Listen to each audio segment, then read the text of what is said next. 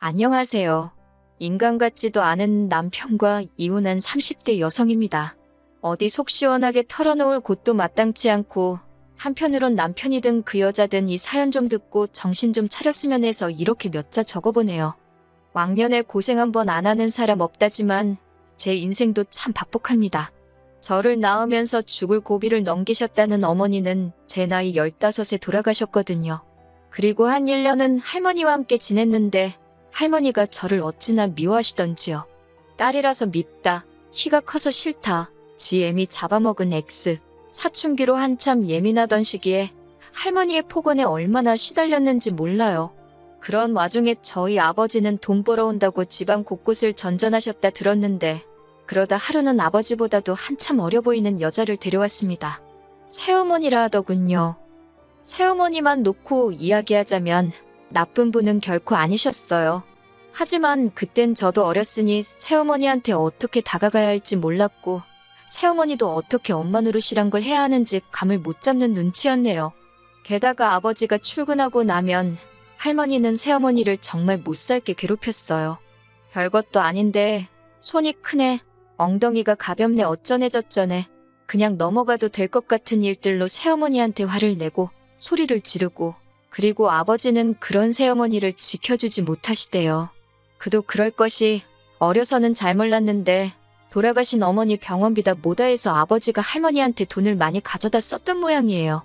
할머니도 할머니대로 다 큰 아들이 저러니 얼마나 답답했겠어요? 그러니 그 화풀이를 저한테 하다가 나중엔 애먼 새어머니한테 했던 거지요. 그리고 아버지는 자기 때문에 새어머니가 공경에 처하는 걸 뻔히 알면서도 나몰라라 하기 일쑤였고요. 결국 저희 새어머니는 아버지가 돈 벌어온다고 지방에 내려간 어느 날 오밤중에 흔적도 없이 사라졌습니다. 이후로 아버지가 어떤 심정으로 사셨는진 솔직히 모르겠어요. 단 한 번도 저에게 그 속을 내비치신 적이 없으니까요. 다만 새어머니까지 집을 떠나자 아버지는 완전히 일을 손에서 놓으셨습니다. 자식인 저는 눈에 보이지도 않았나 봐요. 하루가 멀다 하고 낮밤으로 술만 찾아대셨지요. 누가 술이라도 한 잔 사준다 하면 거절하는 법이 없었고요. 돌아가신 그날도 동네 아저씨들하고 술을 드셨대요. 한 아저씨가 데려다 준다 하는 걸 아버지가 자긴 멀쩡하다고 고집을 피우곤 혼자 집으로 향하셨다는데 경찰한테 전화를 받고 병원으로 가니 이미 싸늘하게 식어버린 아버지가 저를 기다리고 계셨습니다. 도로에서 자동차 세대에 연달아 치이셨다고요. 저희 아버지 사건은 뉴스에도 나오고 잠깐이나마 세상을 떠들썩하게 했지만 금방 또 잊혀졌어요. 세상살이가 원래 그렇잖아요. 이후로 저는 다시 할머니와 둘이 지내게 되었는데 이렇게 표현해도 될지 모르겠지만 사는 게 아니대요. 아버지가 그랬듯이 할머니도 술을 찾기 시작하셨고 언젠가 한 번은 저더러 공부는 해서 뭘 하냐며 제 교과서를 다 찢어버리셨지요. 그러다 고등학교를 졸업한 다음 날 할머니가 저를 불러 200만 원을 손에 쥐어주시더니 나가랍니다. 저를 보면 돌아가신 어머니 아버지 생각이 나서 억장이 무너진다고 당신 앞에서 사라지라대요. 그렇게 집을 나왔어요. 아니, 쫓겨났어요. 그리고 이후로 주변 사람들에게 물어물어 공장에 취직을 하게 되었고요. 공장 생활은 생각보다 나쁘지 않았습니다. 묵묵히 맡은 일만 잘하면 매달 꼬박꼬박 월급이 들어오니 그 돈 모으는 재미로 살았지요. 그러다 제 나이 25에 지금의 남편을 소개받았습니다. 이후로 6개월의 짧은 연애를 하고 단촐한 결혼식을 올리며 부부의 연을 맺었네요. 결혼할 때 제가 모아둔 돈과 남편이 모아둔 돈으로 작은 전세방을 구했어요. 시부모님은 부모 없는 제 처지가 마음에 안 든다며 전혀 도움을 안 주셨고요. 그러다 제가 결혼한 지 반년 만에 임신을 하면서 공장을 관두게 되었습니다. 어머님이 첫째는 무조건 아들을 낳아야 한다고 어찌나 유난이셨는 제 귀에 딱지가 않는 기분이었지요. 그리고 다행히 어머님의 바램대로 저는 10달을 꼬박 채운 뒤 아들을 낳았습니다. 그제서야 어머님께 며느리로 인정을 받았어요. 내 배 아파 낳은 아들, 그리고 남편, 시부모님, 비로소 내 가족이 생겼다는 그 기쁨과 행복은 어디 견줄 것이 못 되었지요. 하지만 그 행복은 오래가지 못했습니다. 아들이 2돌을 막 지났을 때 남편에게 여자가 있다는 사실을 알게 되었거든요. 주말이었는데 이른 아침부터 남편이 회사에 가서 확인할 게 있다며 집을 나서더라고요. 그런데 점심때가 지나도 집에 오지도 않고 혼자서 고생하는 남편을 생각하니 안쓰럽더군요. 그래서 아들 얼굴 보고 힘내라는 뜻으로 영상통화를 걸었습니다. 그런데 몇 번이고 신호가 가도 전화를 안 받는 거예요. 그래서 어쩔 수 없이 포기하고 있는데 남편한테 전화가 걸려왔어요. 얼른 받았더니 남편이 누구랑 이야기를 하고 있더라고요. 전에도 종종 휴대폰을 엉덩이로 잘못 눌러서 엉뚱한 데다 전화를 걸곤 했는데 이번에도 그런 모양이었지요. 그래서 전화를 끊으려고 하는데 어떤 여자가 남편한테 오빠 어쩌고 그래요. 그때부턴 저도 모르게 입을 틀어막고 여자가 하는 말에 귀를 쫑긋 세웠습니다. 30초 남짓의 짧은 대화였지만 둘이 어떤 사이인지는 알고도 남을 만큼 저질스러운 대화가 오고 가더군요. 휴대폰을 들고 있던 제 손이 바들바들 떨리고 있었네요. 남편은 그날 늦은 밤이 돼서야 들어왔습니다. 남편에게 데이트는 잘했냐고 물으니 남편이 뜬금없이 그게 무슨 소리냐고 그래요. 그래서 아까 휴대폰으로 당신이 생중계해주지 않았냐 했지요. 그러자 남편이 허겁지겁 자기 휴대폰을 확인하더니 되도 않는 변명을 늘어놓더군요.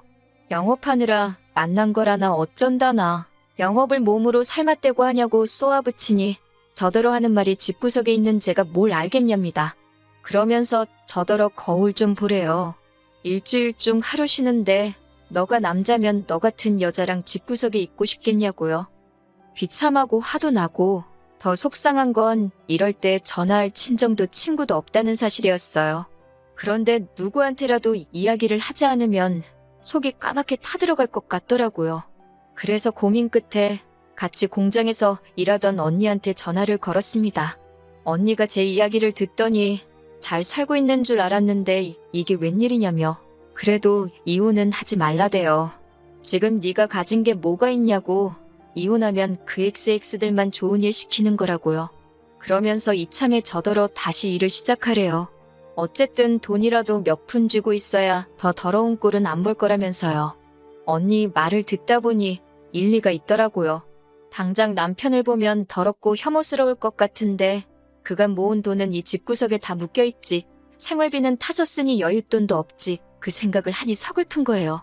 그래서 바로 언니한테 어디 아는 일자리 없냐 물으니 마침 자기 아는 사람 사무실에서 사람을 구하더라며 자기가 다리를 놔주겠답니다. 공장만큼 돈은 안 주지만 그래도 애 키우면서 하기엔 나쁘지 않을 거라고요. 그렇게 일을 시작했습니다. 남편은 바람핀 걸 걸린 이후로 에라 모르겠다 식으로 더 뻔뻔하게 나오기 시작했어요. 제가 일을 한다고 하니 저 같은 애를 누가 써주냐면서 아주 무시를 하더군요. 너무 모욕적이었지만 정말 갈 곳이 없어서 기댈 곳이 없어서 이를 악물고 그 수모를 견뎠습니다. 아이는 어머님이 맡아주신다 하셔서 거기다 맡겼고 저는 회사 일을 시작했어요. 언니 말대로 월급은 많지 않았지만 그래도 집이 아닌 곳에서 제 할 일이 있다는 그 사실만으로도 큰 위로가 되더군요. 잡생각을 잊기 위해 일을 정말 열심히 했어요. 사장마저 저한테 적당히 하라고 할 정도로 말이에요. 저는 월급을 받으면 70%를 주식에 부었습니다. 위험한 게임이라고 생각했지만 이렇게 하지 않고는 돈을 불릴 방법이 안 보이더라고요. 그리고 마침 사장이 제가 주식에 관심을 보이니 자기도 주식 투자를 하고 있다며 이리저리 도움을 주었어요. 이후로 어느 정도 그렇게 제 손에 목돈이 생기니 자신감도 생기대요. 남편이 바람을 피든 말든 무관심해지더라고요. 저 인간 없다고 내가 못 살 것도 아니다 싶었달까요. 그렇게 한 2년쯤 지났습니다.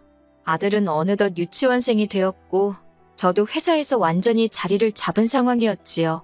하지만 남편에게는 계속해서 근근히 계약직을 유지하고 있다는 식으로 이야기를 했어요. 혹시나 저한테 돈이 있는 걸 알면 어떻게든 뺏으려 들진 않을까 걱정이 되었거든요. 그리고 여자의 눈이 멀어서 그런 건지 제 말을 그냥 고지고대로 믿대요. 아니, 어쩌면 그냥 관심이 없었던 걸 수도 있고요. 솔직히 말하자면 가정은 지키고 싶었어요. 남편이 미워서 정말 죽기를 바란 적도 있었지만 그래도 아들을 위해서 이혼만은 안 하고 싶었지요. 어머님 아버님과는 원만하게 지내고 있었으니 남편만 제자리를 찾으면 될 것 같았거든요. 그래서 내가 좀 잘해볼까 그러면 저 사람 마음이 돌아올까 그런 바보 같은 생각도 몇 번을 했었고요. 하지만 결국 저희 아들의 초등학교 입학을 앞두고 남편이 저한테 이혼하자고 하대요. 이대로는 더 못 살겠다고. 그리고 그 여자가 임신을 했답니다. 저더러 그 애를 키워줄 거 아니면 이제 그만 자기를 놔달래요. 그런 소리까지 들은 마당에 껍데기만 잡고 살면 뭐하나 싶대요. 그래서 그러자 했어요. 그리고는 남편더러 대신 이 전세집 보증금은 전부 내가 갚겠다. 아들은 데려가라 했습니다. 변명같이 들리겠지만 저 혼자서 아들을 잘 키울 자신이 없었거든요. 그나마 어머님 아버님도 손자인 아들한테는 껌뻑 죽고 남편도 아들한테는 자상하고 좋은 아빠였으니 엄마인 저랑 단둘이 있는 것보단 낫겠다 싶어서 내린 결정이었네요. 재산이고 양육권이고 변호사 선임해서 깔끔하게 처리하면서 이혼하니까 3달도 채 안 걸리더라고요. 3달 동안 남편은 보란듯이 그 여자 집에 가 있었고 저는 평소와 다름없이 생활했습니다. 서운했던 건 어머님 아버님이 저희가 이혼하기로 했다는 이야기를 들으시곤 저더러 좀 참지 그랬냐면서 제 탓을 하셨다는 거예요. 말이라도 아들 그렇게 키워서 미안하다 그런 소린 안 하시더군요. 남자가 원래 한두 번 정도는 한눈을 팔고 그럴 수도 있는 거라고 내버려두면 알아서 제자리를 찾는데 제가 일을 크게 만든 거래요. 그런 말을 듣고 있으니 역시나 팔은 안으로 굽는구나 싶고 한편으론 내 편 들어주는 친정이 없다는 게 서럽더군요. 한편 회사에다가는 사실 이혼 이야기를 하는 게 맞는 건지 어떻게 해야 하는 건지 잘 모르겠대요. 그런데 공장 언니가 귀띔을 해준 건지 저를 뽑아준 사람하고 사장이 먼저 아는 체를 해왔어요. 기분이 나빴다기보다는 큰 숙제 하나를 누가 대신 해결해준 것 같아서 후련했네요.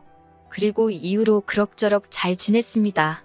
아들이 보고 싶어서 밤새 눈물로 지샌 날도 있었지만 마음을 독하게 먹고 버텼지요. 그게 아들을 위한 길이라고 생각했으니까요.